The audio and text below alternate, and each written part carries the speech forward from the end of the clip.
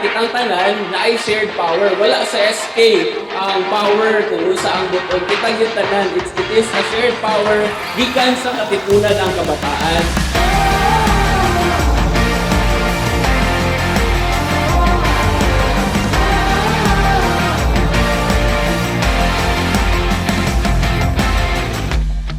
So nakatigong tao sa dili karon para atong isgutan kung usa ang headline ng mga programa sunod sa tuwang termino sa SK batch 2023 to 2026. So piningtanan among yung i-move na para sa inyo ha, kaubanan ang atuang mga KK officers, ang atuang mga stakeholders na nagpadasig sa amuha nga mo hatag yun og sakto nga serbisyo sa inyo.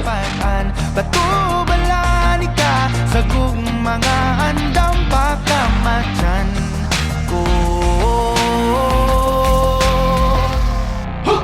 Kinsabay diling ganahan isugaling kinabuhi Nato sa usap kabahan di nga imong ipili kung alaw-alaw niya ito Kanimo nga sa alaw-alaw ka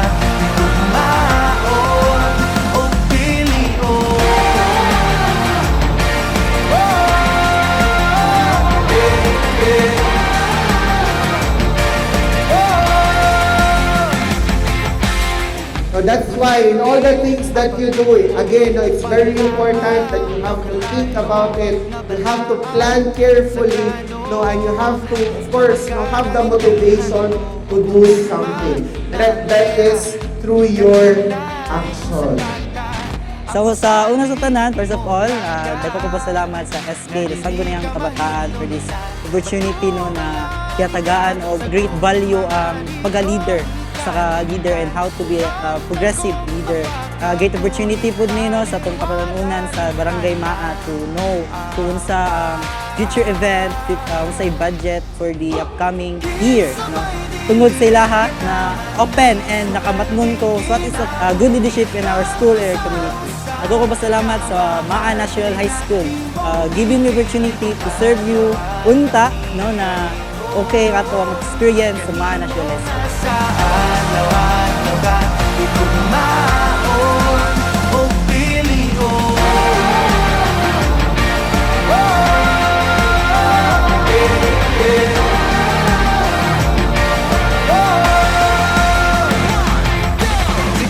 So mapasalamat ko ni sa inyong pagtambong karong adlaw sa atong ikalima nga panagtapok for this year 2026.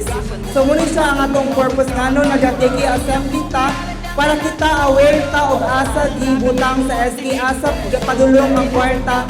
Pasalamatan kini sa inyo ang tanan sa inyong pagtambong kay nag-spend din mong time daghan pag mga events sa SK na coming pa and we are hoping na muattend ta o musuporta dapon ta sa SK. O daghang salamat sa tanan. Thank you so much SK Barangay Maa for awarding us for the most outstanding youth organization. Thank you SK Maa for inviting us. Thank you SK Maa.